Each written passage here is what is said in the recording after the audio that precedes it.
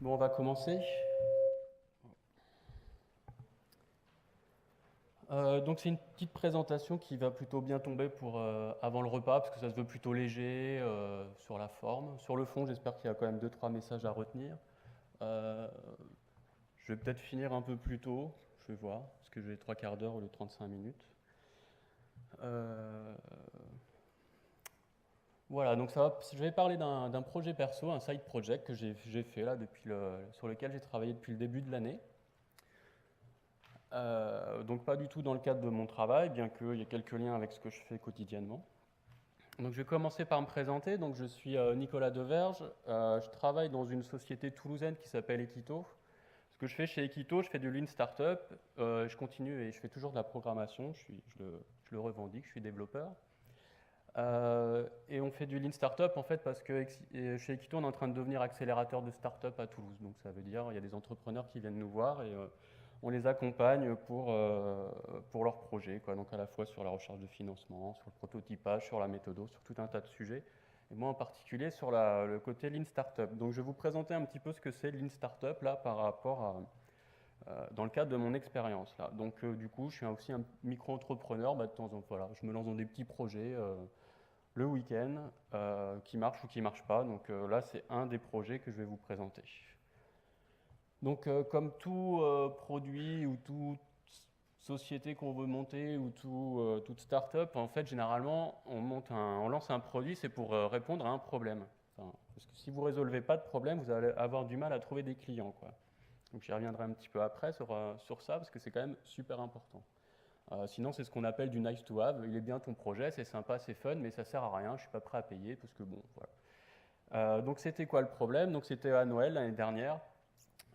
C'est mon beau-père, il avait perdu les clés de la voiture. Donc j'ai dit, bah tiens, c'est ballot, qu'est-ce qu'on pourrait faire? Voilà. Donc en tant que techos, j'ai tout de suite réfléchi à la solution. Donc ce qu'il ne faut absolument pas faire dans Lean Startup. Généralement, ce qu'on doit faire dans Lean Startup, c'est voir si le problème il existe réellement, s'il y a des gens qui rencontrent ce problème et comment les gens ils font pour résoudre le problème actuellement. Donc j'y reviendrai, c'est pas du tout ce que j'ai fait, donc je l'ai payé un peu plus tard, mais c'est pas grave. Donc la solution, voilà, donc ma solution, bah, c'est un porte-clés avec un code pour contacter le propriétaire des clés. Donc c'est un petit porte-clés, dessus il y a un code, il y a une URL, j'ai perdu mes clés dans la rue, la personne, si elle est, si elle est bienveillante, elle va aller sur le site web, elle va taper le code, elle accède à un formulaire et ça envoie un mail au propriétaire. Genre, ah, j'ai trouvé vos clés, blablabla, blablabla. Donc c'est tout bête. Au début, bien sûr, en tant que techo, j'avais pensé QR code, tout ça. Mais j'ai simplifié à mort le truc parce enfin, c'est quand même une démarche Lean. Lean, on simplifie au max le problème et la solution parce que sinon, techniquement, QR code, ça devenait compliqué. Donc, je suis resté juste sur un code à 5 caractères et voilà quoi. Donc là, trop bonne idée, je vais devenir le maître du monde, ça va être trop chouette. Bah ouais, comme à chaque fois, quand on entreprend quelque chose, forcément, notre idée, elle est super, tout le monde va y adhérer, c'est la fête, quoi. Et là, je vais être vraiment le roi du monde. Donc moi, mes objectifs perso par rapport à ce petit projet, donc je voulais pas y passer du temps, mais je voulais me faire plaisir. Enfin, voilà, c'est super important. Je dis pourquoi pas gagner un petit peu d'argent? Bah ouais, quand même. Par contre, je voulais surtout pas investir d'argent. Enfin, c'était vraiment le truc du week-end. Et je m'étais dit, bon voilà, pas plus de 150 euros. Donc c'est pas bien lourd, mais ça permet de rester vraiment lean, quoi. C'est-à-dire vraiment trouver des solutions hyper simples et rapides à mettre en œuvre sans avoir à mettre en jeu de forts investissements, quoi. Et donc, ça me permettait une nouvelle fois de tester l'approche Lean Startup. Voilà. Donc, c'était important et aussi dans le cadre de mon travail. Voilà, au moins, quand j'ai des gens qui viennent me voir pour faire du Lean Startup, bah, c'est pas que théorique, quoi. J'ai mis en pratique certaines pratiques. Enfin, voilà, j'ai mis en pratique des pratiques. Et donc, je l'ai déjà fait sur d'autres projets sur lesquels j'avais eu aussi des résultats. Enfin, j'avais eu des résultats mitigés. Donc, voilà, ça permet effectivement d'être de plus en plus expérimenté, quoi. Donc là, je vais faire une petite présentation théorique du Lean Startup. Ça va être très très rapide. C'est parce que c'est pas bien compliqué. C'est comme l'agilité, c'est que du bon sens. Par contre, c'est pas du tout ce qu'on a l'habitude de faire, quoi. Quand je vais vous le dire, vous dire bah oui, c'est normal, c'est logique et tout. Mais même si vous lancez votre produit ou quoi, vous le ferez pas. C'est à peu près certain. Donc c'est quoi? Ça se résume en une image. Grosso modo, donc on part du haut, on a une idée, ou on va plutôt parler d'hypothèses dans le monde du lead startup. On a un ensemble d'hypothèses. Donc par exemple là, ma solution, un porte-clés, bah, c'est une hypothèse. Est-ce que c'est la bonne solution ou pas? J'en sais rien. Il peut y avoir d'autres solutions imaginées, donc ça reste une hypothèse. Et donc cette hypothèse, on va construire un produit. Donc dans le monde du Lean Startup, la terminologie c'est le MVP, le Minimum Viable Product. Donc c'est un produit qui apporte la valeur attendue par le produit, quoi. C'est vraiment un truc très très minimaliste, mais qui répond aux besoins vraiment auxquels s'adresse le produit. Et le truc le plus important dans le Lean Startup, s'il y a un truc à retenir, c'est le concept de la mesure, quoi. C'est vraiment la chose de base, c'est avant de lancer le produit et tout ça, c'est de l'équiper de mesures pour être complètement objectif sur les résultats qu'on collecte derrière, quoi. C'est-à-dire, en fait, c'est une démarche scientifique d'expérimentation, c'est-à-dire je vais avoir une hypothèse, j'ai formulé une hypothèse, je vais mettre en place une expérience avec des mesures objectives qui vont me permettre, en fait, donc la partie learn, la partie d'apprentissage, qui vont me permettre d'apprendre des comportements de mes clients ou utilisateurs. Et en fonction de ça, je vais modifier mes hypothèses de départ. Et donc, je vais éventuellement, dans la terminologie aussi, on trouve souvent le terme de pivot, c'est-à-dire je vais changer une de ces hypothèses. Je ne me suis peut-être pas adressé à la bonne population, au bon segment client. Ma solution n'est peut-être pas la bonne. J'ai peut-être pas trouvé le bon canal de communication vers ces clients.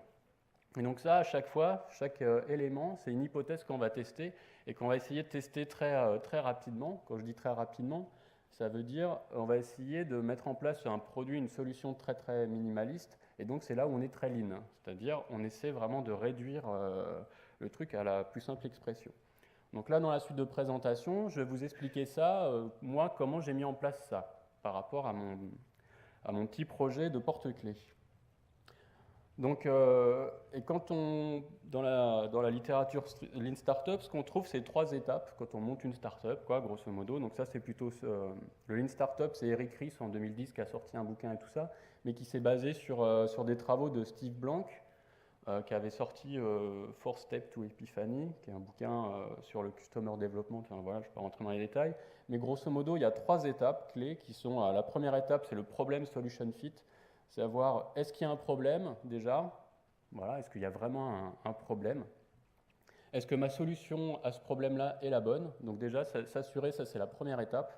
Et après, la deuxième étape qui est la plus importante, c'est par rapport au produit, est-ce qu'il y a un marché? Voilà. Donc il faut mettre en œuvre des outils ou des expériences qui nous permettent de nous assurer que, voilà, j'ai une super idée de produit, mais est-ce qu'il y a des gens pour l'acheter, quoi? Parce que quand on monte une start-up, généralement, c'est pour gagner de l'argent ou pour en vivre. Ou, voilà. Et enfin, la dernière étape, la partie qui est, si vous avez un product market fit qui est bon, généralement derrière ça se passe plutôt bien, c'est vraiment après, c'est la mise à l'échelle. Donc à chaque fois, en fait, sur les différentes étapes, on va travailler avec ce qu'on appelle des early adopters, les 2 premières étapes. On va essayer d'expérimenter tout un tas de choses sur des populations vraiment réduites. Voilà. On ne va pas, par exemple, déployer son produit auprès de 10 000 utilisateurs. On n'a pas besoin de 10 000 pour apprendre des choses, quoi. Déjà, une vingtaine de personnes, on apprend énormément de choses, quoi. Donc ça, voilà. Et pour bien démarrer, donc un outil, le classique du Lean Startup, ça s'appelle le Lean Canvas. Donc c'est sous format A4, c'est juste un tableau qui résume en fait les différentes hypothèses qu'on a par rapport à notre idée de départ. Donc sur la gauche, alors il y a tout un tas de trucs, je ne vais pas rentrer dans les détails, je vais juste me concentrer sur les 5 plus importants. Déjà, est-ce qu'il y a un problème? Quels sont les problèmes? Ensuite, avant même d'imaginer une solution, c'est savoir à qui je m'adresse, le customer segment, c'est-à-dire qui pourrait être intéressé par ma solution. Voilà, je fais, je sais pas, une appli mobile pour savoir où il y a du poisson. Voilà, donc mes clients, c'est sûrement des pêcheurs, quoi. Et ce qui est très important aussi, c'est savoir où est-ce que je les trouve. C'est ce qu'on appelle les channels, les canaux de communication, c'est savoir où est-ce que je vais rencontrer ces gens-là. Si je dois faire des actions marketing, où est-ce que je vais les faire? Et c'est important de se poser ces questions-là dès le départ. Ça prend 20 minutes à remplir, ce truc-là. Ça ne sert à rien de passer beaucoup plus de temps. Et en fait, c'est important de se poser toutes ces questions-là parce que, par exemple, moi, je suis plutôt techos, je suis plutôt un technicien, un développeur et tout ça. Donc moi, je vais tout de suite penser solution. Et puis la solution, c'est du dev et tout, c'est ma zone de confort, je sais faire, il n'y a pas de problème. Par contre, moi, je sais pas faire du marketing et tout.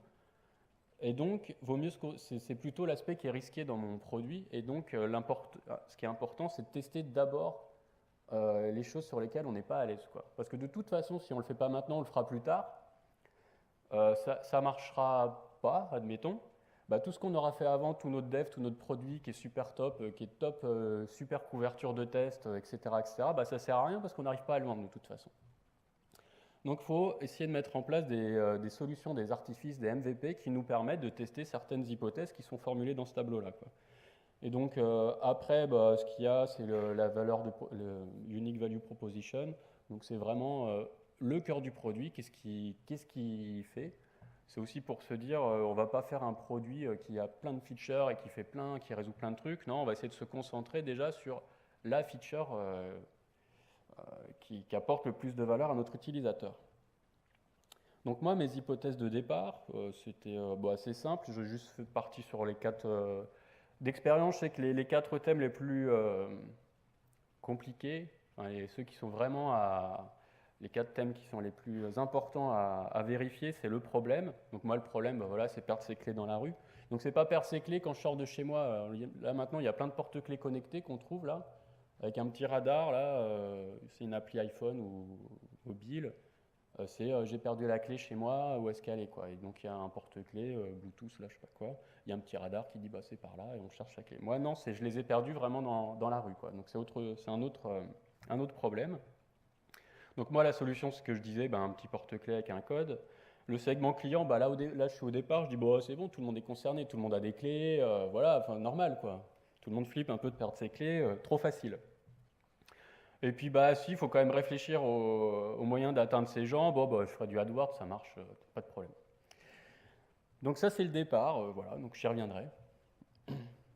Alors, première hypothèse à expérimenter, en fait, ce que je voulais faire, c'est déjà voir si ça marche. La solution fonctionne.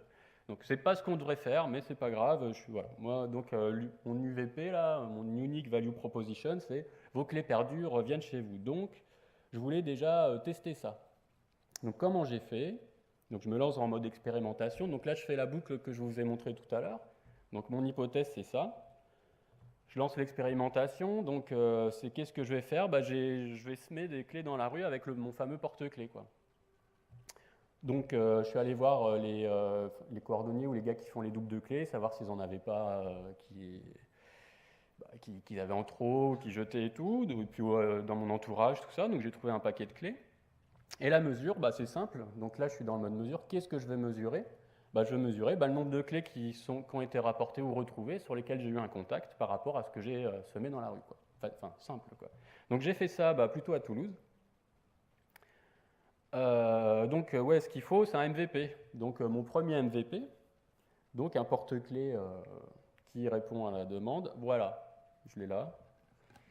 Donc sur Amazon, 5 €, j'en avais je sais pas combien. J'ai juste mis une petite étiquette avec dessus, il y a un code là. Enfin, vous voyez pas, vous êtes trop loin, mais vous le voyez sur le truc. Et derrière, une petite explication qu'il faut se connecter sur le site. Bon, effectivement, c'est pas bien joli le truc, mais il n'était pas très sexy le porte-clés en lui-même. Mais moi, ça me suffit pour mon expérimentation, quoi. C'est-à-dire, j'ai pas cherché tout de suite à faire un truc ultra sexy, joli, tout ça qui plaît à tout le monde. Moi, ce que je voulais, c'était tester ça, quoi, cette hypothèse-là. C'est ce qu'on appelle un MVP basse fidélité, quoi. C'est-à-dire, au moins, il répond il me sert à faire mon expérimentation, quoi. Donc là, j'en ai semé 17. Donc, combien me sont revenus? Donc, voilà. Qui a une idée sur 17, à votre avis? Je sais pas, vous trouvez des clés dans la rue, Plus fort, j'entends pas. Il faut aller se mettre plus près, parce qu'il y a un porte-clés à gagner. 8, 15, 2, 5. Comment? Une? Eh bien, personne ne l'a trouvé, c'est la première fois. C'était 12. Il y a 12, j'ai récupéré 12 jeux de clés sur 17 semés, quoi. Donc, ce qui est plutôt pas mal, sachant que j'ai bien mesuré, j'ai noté les heures, les rues et les machins. Grosso modo, le minimum, c'est 3/4 d'heure, c'est-à-dire j'ai perdu la clé, 3/4 d'heure après, j'avais un email qui disait j'ai retrouvé vos clés. Le maximum, c'était à peu près 3 jours, sur une dispersion qui allait entre 25 mètres, là où je les ai récupérés, dans une boutique ou ça, jusqu'à 2 km. Donc c'est plutôt performant. Voilà, j'ai un un taux de transformation sur cette expérimentation de 70%, donc ouais, ça marche. Au moins la solution fonctionne, quoi. Ça, c'est super. Donc celle-là, c'est bon. Au moins le produit, il fonctionne, même dans sa version basse fidélité. Donc ça, c'était bien. Donc là, je me dis, bah tiens, deuxième hypothèse, ça peut être pas mal, parce que sur le marketing, je me pose des questions quand même, comment je vais vendre le truc et tout. Je me dis, bah tiens, bah, trop facile, les gens qui trouvent les clés, forcément, ils vont acheter le truc. Parce que moi, quand j'ai récupéré les clés, je me suis fait passer pour le gars qui avait perdu ses clés, pas du tout pour le porteur de projet. Donc j'étais là, ouais, trop cool, vous avez trouvé mes clés, c'est trop chouette. Et les gens, ouais, trop bien le système et tout, quoi. Ouais. Je dis, bah, trop facile. Donc mon marketing trop facile, je sème des clés dans la rue. Et j'en vends plein, quoi. Donc deuxième hypothèse, donc qu'est-ce que je fais? Je construis je me lance dans une expérimentation. Donc là, en fait, les gens, quand ils disent j'ai trouvé vos clés, ils rentrent leur mail pour qu'il y ait une conversation qui se fasse entre le gars qui a perdu sa clé et celui qui a trouvé. Donc je récupérais les mails des gens et donc là je leur fais un mailing comme on peut avoir, un mailing commercial pour les inviter à acheter le porte-clés à 5 euros. Donc j'ai fait un site, enfin sur le site web, donc ouais, sur la première partie, le site web il était ultra minimaliste. Oh, pardon. Il y avait juste une petite image un peu jolie et tout ça, puis le formulaire pour entrer le code et voilà quoi. Donc c'était hyper simple. Et là, ce que j'ai fait, là, bah, il y a le site web, j'ai juste rajouté la photo du porte-clés, parce que j'avais que ça à l'époque, et avec le prix 5 euros et un bouton acheter. Derrière, ça faisait ah bah désolé, il n'y en a plus en stock, mais j'avais pas mis en place de système de paiement et tout, je reste lean, et par contre, j'ai mesuré que les gens avaient cliqué, quoi. Voilà. Donc ça me permet de faire, c'est la mesure, c'est le nombre de clics sur le bouton acheter par rapport au nombre de mails que j'ai envoyés. Donc là-dessus, j'ai envoyé 7 mails parce que je l'avais fait assez tôt dans le truc. Donc à votre avis, combien ont effectivement cliqué sur le bouton acheter? Deux. Qui c'est qui a dit 0 en premier là? C'était devant plutôt. De toute façon, c'est ceux qui sont devant qui vont gagner. Donc ouais, effectivement, 0 quoi. Donc là, quand même, difficile quoi. Enfin, on se dit, là c'était facile quand même. C'est des gens qui ont vécu l'expérience, voilà, qui ont rencontré un gars qui était content de retrouver ses clés et tout ça. Et les gens, ils n'achètent pas. Donc, bon, il y a plein de questions à se poser. Est-ce que les gens, enfin, je savais à peu près les gens qui avaient ouvert leur mail, qui avaient cliqué et tout ça, parce qu'il y a enfin, il y a tout pour faire ça, pour savoir ce qui s'était passé. Et grosso modo aussi, ce que j'ai appris, c'est que les gens, les gens normaux de tous les jours, pas les geeks comme moi et tout, ils n'ouvrent pas forcément leur mail. Voilà. Donc, voilà, là j'étais, oh là, c'était un peu, autant j'étais à la toque sur le premier truc, je me dis ça marche trop bien. Enfin, la solution fonctionne trop bien. Autant là, sur l'aspect marketing, j'étais bien embêté, quoi. Donc du coup, je me dis, il faut que je me concentre là-dessus, quoi. Donc pas du tout sur le produit. Faut vraiment que je me concentre sur ma cible et comment les atteindre, quoi. Donc là, je fais ce que j'aurais dû faire dès le début, c'est sortir de mon bureau, enfin sortir de mon canapé et aller voir et aller à la rencontre des gens, quoi. En fait, c'est tout bête, mais quand vous avez un produit, bah, il faut aller discuter avec les gens. C'est ce qu'on appelle le customer development. Il y a plein de littérature sur le sujet, c'est vraiment intéressant. Et en fait, en tant qu'entrepreneur, on a des biais dans tous les sens, ce qui fait qu'on n'est pas du tout objectif sur toutes les hypothèses qu'on a, quoi. Et donc finalement, l'idée, bah, c'est d'aller vers les gens et d'avoir une discussion plutôt avec des questions ouvertes, hein, pas du oui-non, pas du mode formulaire et tout ça, pour voir un petit peu comment ils ressentent le truc, quoi. Donc ce que j'ai fait, comme moi je suis assez limité, j'ai juste tweeté un truc, je ne veux pas trop me prendre la tête. Donc j'avais tweeté quelque chose avec un formulaire. Bon, à la limite, le formulaire, ce qu'il y avait à l'intérieur, je m'en fichais un peu, mais à la fin, il y avait, si tu as un quart d'heure à passer par téléphone, Skype, Hangout, pour discuter, vas-y, rentre ton mail. Donc ça n'a pas du tout marché, mon tweet. Enfin, je sais pas trop pourquoi, j'ai pas dû l'envoyer au bon moment, j'ai pas eu trop de retweets, pas trop de réponses. Bon, j'ai quand même réussi à faire 3 interviews. Donc ce que j'appelle interview, c'est vraiment une discussion de vive voix avec une personne. Donc là, c'était au téléphone, on peut faire par Skype ou voilà. Ou le mieux encore, c'est en face à face. L'objectif de mon interview là, c'était de tester le côté problem solution fit, c'est-à-dire est-ce que parce que là, les personnes avec qui j'ai fait ça, c'est des gens qui avaient déjà perdu leur clé. Je précise, c'est important. Et donc, je voulais savoir un petit peu. Ce qui m'importait, c'est quand on fait une interview problème, c'est savoir est-ce que tu as le problème? Bah oui, j'ai déjà perdu mes clés. Est-ce que tu as déjà essayé de mettre en place une solution? C'est-à-dire, ça permet de savoir si finalement il y a une douleur qui a été ressentie par l'utilisateur. C'est-à-dire, à partir du moment où une personne essaie de mettre en place une solution par lui-même, pas forcément automatisée et tout ça, ça veut dire qu'il y a un vrai problème, on touche à un vrai truc. Donc je pose cette question-là, voilà. Après c'est si j'ai une baguette magique, enfin, je vous fais les questions classiques du problème interview, c'est si j'ai une baguette magique et que j'arrive à résoudre ton problème, est-ce que tu m'achètes la solution? Le gars fait oui, non, et voilà quoi. Donc on attend tout un tas de trucs. Et la dernière question c'est ok, merci, tout ça. Est-ce que tu connais d'autres personnes qui sont dans le même cas que toi, qui ont déjà perdu leur clé? Est-ce que tu peux me mettre en contact avec eux? Voilà, ça permet de... Donc ça, c'est ce qu'on appelle le problème interview. Et après, la solution interview, là, je l'ai faite en même temps. C'est, bah voilà, regarde, j'ai telle idée, c'est mon porte-clés, qu'est-ce que t'en penses? Donc j'ai appris des choses de ça, que par rapport... alors qui vont vous paraître, mais complètement... ça coule de source, quoi. C'est complètement évident. Mais moi, à l'époque, je suis tellement dans mon truc, pas du tout de recul, ce qui est complètement le cas de tous les entrepreneurs qu'on peut croiser et tout ça. On s'en rend même pas compte, quoi. Donc, ce que j'ai appris, c'est que les gens qui ont perdu leur clé, bah, ils l'ont perdu, c'est la fatalité, et puis voilà, quoi. Je fais un double, et puis voilà. Je vais pas mettre en place un truc qui va me permettre de si je les repère à nouveau, voilà, quoi, et les retrouver. Donc là, ouais, ok, bah, enfin, c'est intéressant comme information quand même, quoi. J'ai appris un truc super important sur un nouveau canal, voilà, c'est quelqu'un qui m'a dit, enfin il y a 2 personnes qui m'ont dit, ça peut intéresser les parents qui confient leurs clés à leurs enfants pour la première fois. Mon gamin va au collège, je lui file les clés, les gamins ils font pas trop attention à leurs affaires. Ouais, ça peut me rassurer de diffuser ça, quoi. Donc s'il y a des parents qui sont dans le truc, ils peuvent venir me voir, j'ai ce qu'il faut là. Et un point très important, le porte-clés doit être joli. Et là, un truc joli, enfin moi, j'étais dans mon truc, je suis un mec, je me pose pas la question. Ah ouais, ah merde. Enfin là, quoi, mes trucs ils sont moches. Mais je m'en étais pas rendu compte, quoi, en fait. Les machins, c'est vrai qu'ils sont très très moches. Mais je m'en étais pas rendu compte parce que j'étais dans mon truc, quoi, voilà. Donc là, j'étais embêté parce qu'un truc joli, voilà, sur Amazon, c'était pas facile. Donc là, j'ai recherché sur Internet, donc on tombe sur tout et surtout n'importe quoi.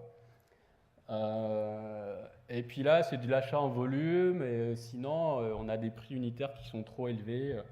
Et donc là, c'est la loose, quoi, complète. Là, c'est trop, là, c'est plus possible, quoi. Donc là, je me dis, bon, bah, je vais arrêter, enfin, c'est pas grave. Donc le truc, il reste en suspens pendant 2 mois. Et puis là, enfin, la révélation.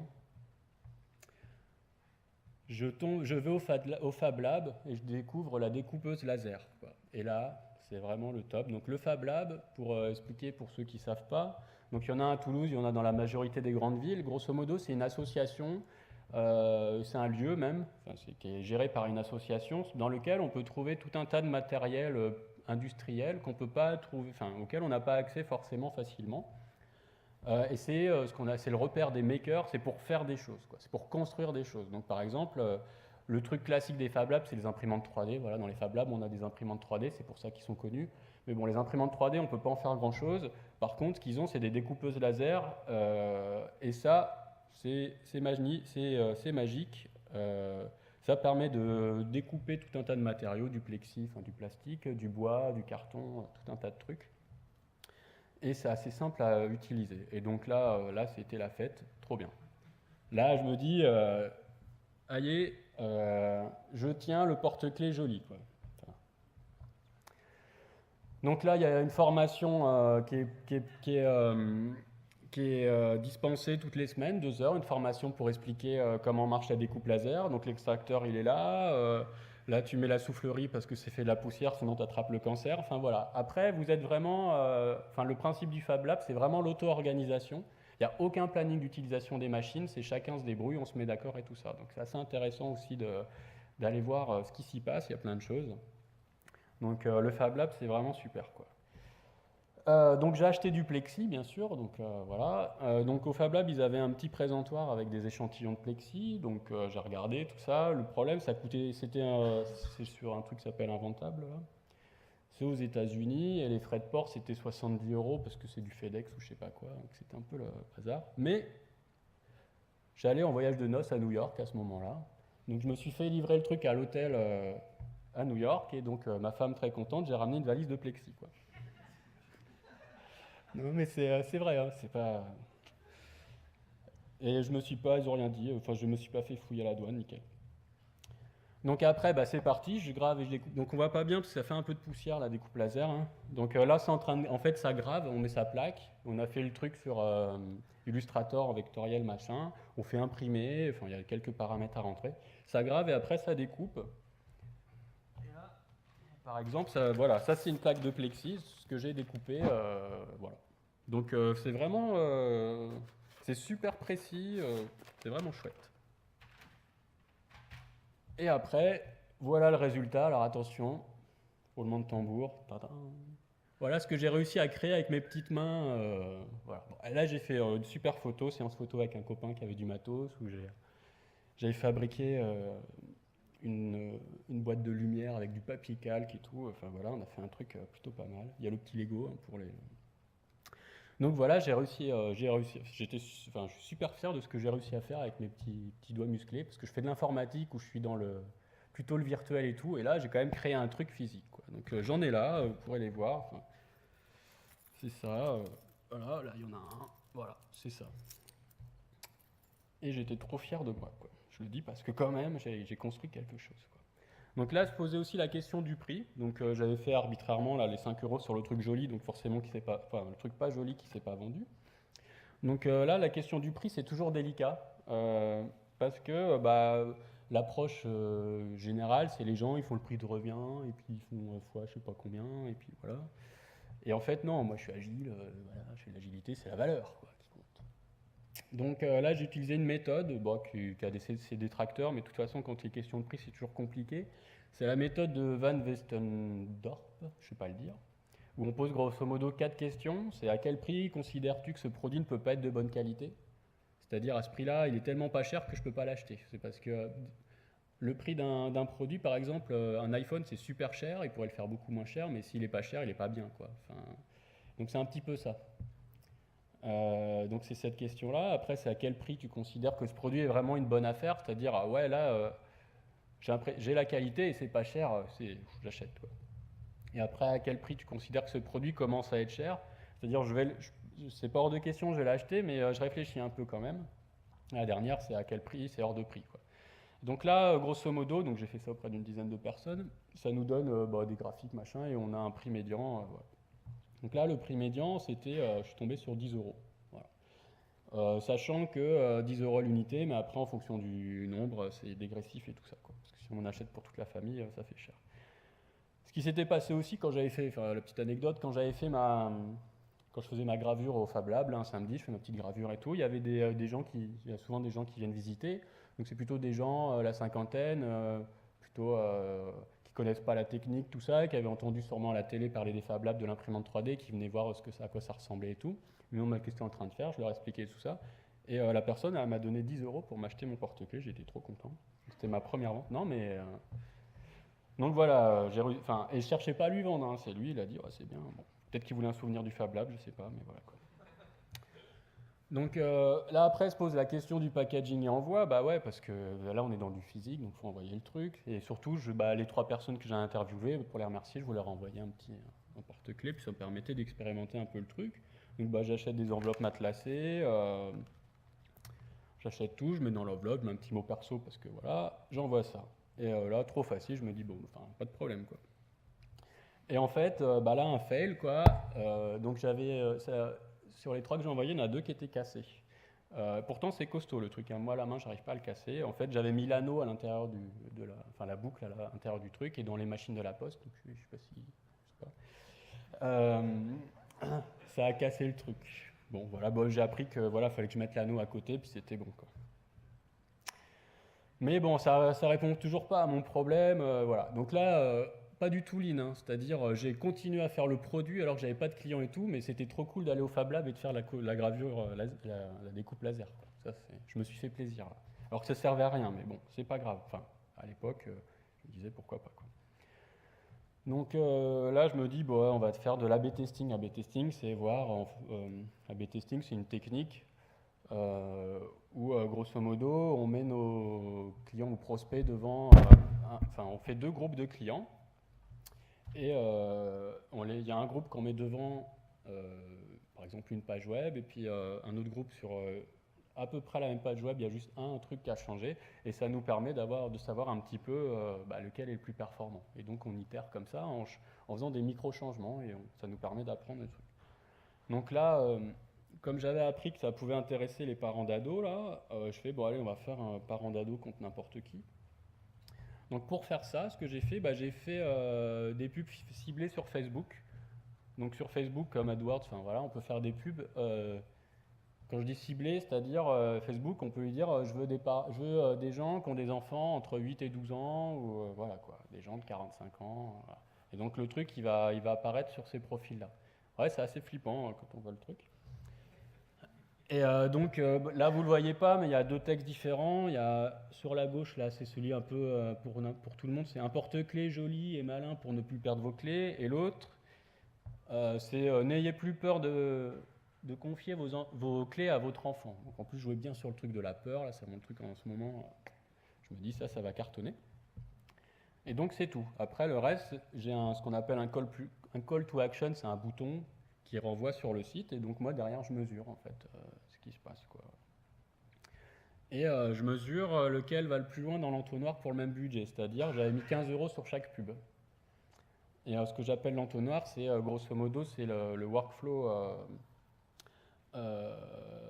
C'est par où les étapes que franchit mon client, sachant que moi, l'étape ultime, c'est que le gars, il a validé sa commande, il a rentré sa carte bleue, quoi. Donc voilà, à votre avis, ça a donné quoi? Comme ça, là, s'il y en a qui ont une idée ou... Non. Lequel? La peur, ouais. Ok. Donc effectivement, alors là, on voit pas bien mes entonnoirs, bon, c'est pas très grave. Alors j'en ai vendu aucun, voilà. Par contre, pour les parents d'ados sur donc le thème de la peur, ça a beaucoup mieux marché parce que j'ai eu autant de clics parce que comme j'ai mis 15 €, c'est au clic qu'on paye. Et donc l'étape la plus importante, c'est que les gens, ils ajoutent dans le panier, ils prennent le porte-clés, ils le mettent dans leur panier, quoi. Enfin, le plus important, c'est pas celle-là, mais l'étape suivante, voilà. Donc là, j'avais 12, je suis passé de 70 à 12, et là, de 68 à 4. Donc effectivement, celle-là était plus performante parce que je suis allé un petit peu plus loin. Parce que là, les 4, après, je les ai complètement perdus. Et là, voilà, quoi. Et donc ce qui est important là-dedans, dans cette notion d'entonnoir, donc c'est par rapport au thème des métriques et de la mesure de Lean Startup. Ça sert à rien d'optimiser les parties là, faire un truc super formulaire de saisie de la carte bleue si de toute façon vous perdez déjà les 3/4 de vos gens ici, quoi. Donc l'optimisation, il faut la faire étape par étape, quoi. C'est-à-dire, il faut toujours optimiser d'abord en haut de l'entonnoir pour essayer de faire venir les gens. Voilà. Parce que, voilà, tiens, j'ai la poste. Donc là, sur mes entonnoirs, effectivement, ça marche mieux par randado, mais toujours pas de vente, quoi. Bon. Donc voilà, donc là j'arrive à la fin de la présentation, donc la conclusion globale, là où j'en suis aujourd'hui, quoi, grosso modo, je sens que j'ai un truc, mais voilà, c'est quand même le gros fail, quoi.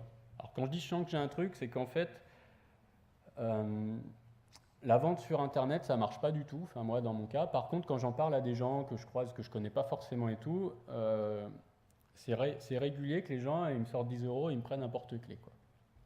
Parce que y a l'histoire qui va derrière, le truc de perdre ses clés, enfin de semer des clés, ça fait rigoler et tout. Et puis voilà. Et aussi ce que j'ai appris depuis, c'est que les gens, ils sont pas prêts à l'acheter pour eux, mais plus pour offrir, parce qu'ils connaissent quelqu'un qui est un peu tête en l'air, et puis ça fait une bonne blague, et voilà. Donc ça fait des thèmes à explorer. Enfin, j'ai vraiment tout un tas d'hypothèses à aller explorer encore, des nouvelles hypothèses à aller expérimenter. Donc j'ai encore pas mal de choses à faire, de petites expérimentations rigolotes à faire. Donc là où je me suis planté, grosso modo, je me suis planté, c'est pas très grave parce que voilà, mais grosso modo, ce qui est super important, c'est que je me suis pas concentré, enfin si on est vraiment dans de l'entrepreneuriat sur une start-up et tout ça, si on peut s'arrêter, si c'est un fail, vaut mieux le faire très tôt, quoi. Ça évite d'avoir dépensé trop d'argent, voilà. Donc si j'avais déjà fait des interviews problèmes dès le début, voilà, j'aurais peut-être pu sentir que... Enfin, je l'ai senti assez rapidement, mais j'ai quand même continué parce que je voulais faire de la découpe laser. Mais j'aurais senti rapidement que mon truc, ça allait pas marcher, quoi. Enfin, il n'y a pas photo. Les gens, ils sont pas. sont pas en recherche de la solution, donc ils vont pas aller sur Google et dire ah, tiens, comment je vais faire pour plus perdre mes clés, quoi.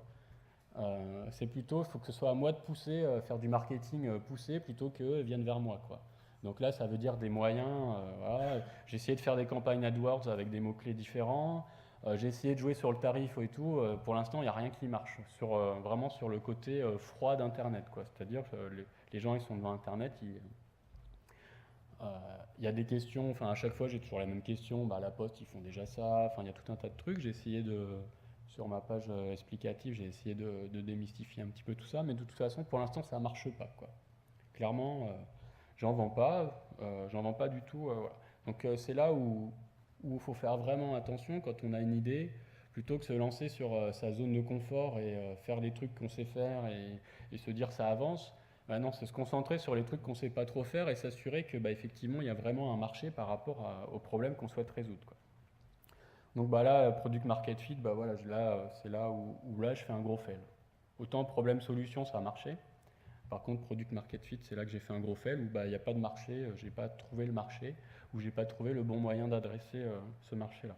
J'ai encore des hypothèses à tester, bah, je vais aller distribuer des flyers à la sortie des objets trouvés, on verra.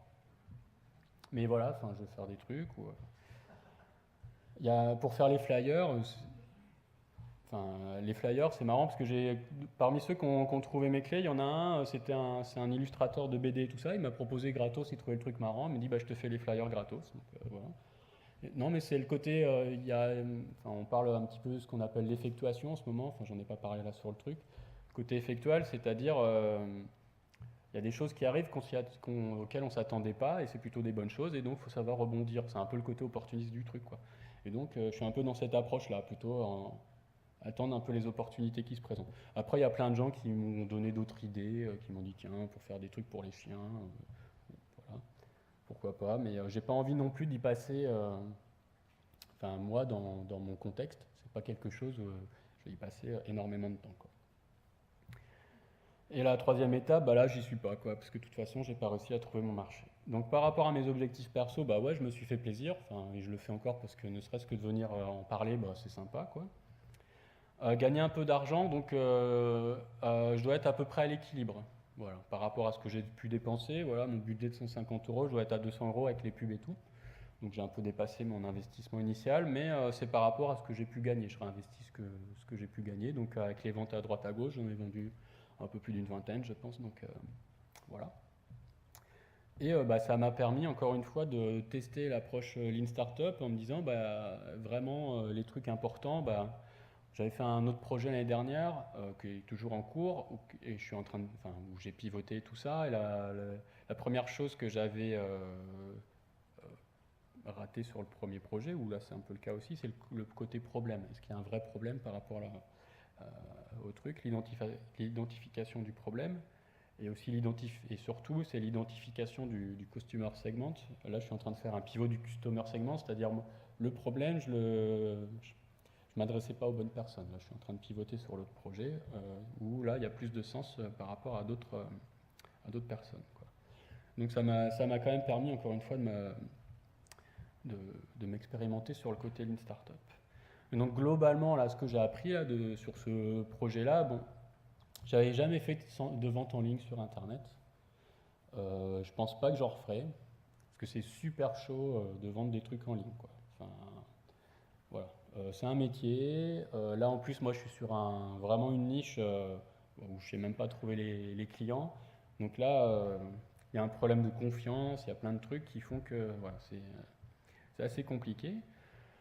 Donc là, je le répète, il faut toujours tester le marché. Alors, je le redis aussi, c'est j'ai mesuré et ça m'a permis vraiment de constater des choses. Si j'avais pas fait ces mesures-là, je me serais planté à certains moments, j'aurais peut-être pas pris les bonnes directions. Là, ça m'a permis vraiment de faire ça correctement. Bon, j'ai découvert le Fab Lab, donc si vous en avez un près de chez vous, allez-y, c'est sympa. On voit tout un tas de projets super marrants. Il y a vraiment de tout au Fab Lab.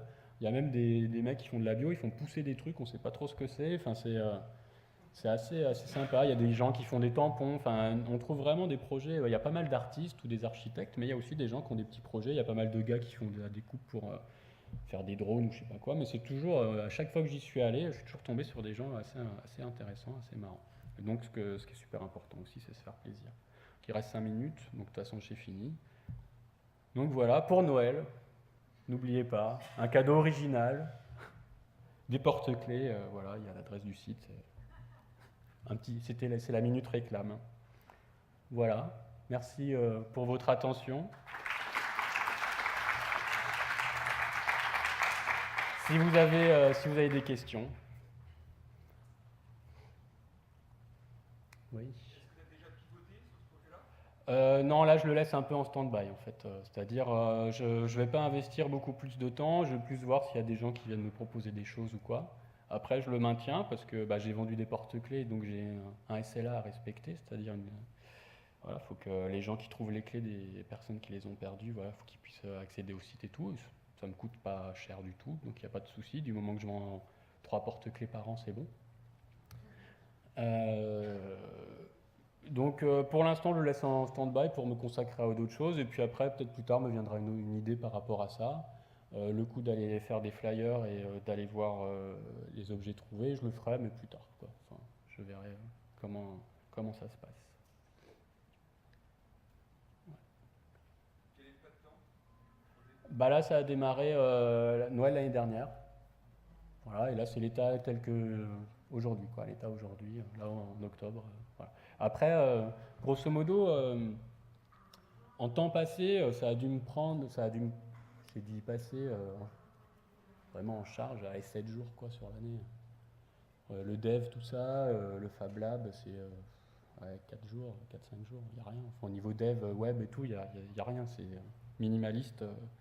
Après, c'est juste le côté Fab Lab qui a pris un petit peu de temps. Et côté marketing, apprendre un peu des trucs, mais voilà, c'est vraiment le petit truc à côté, quoi. D'autres questions? Non? Bon, je vais pouvoir vous libérer pour le repas alors. Merci de m'avoir écouté.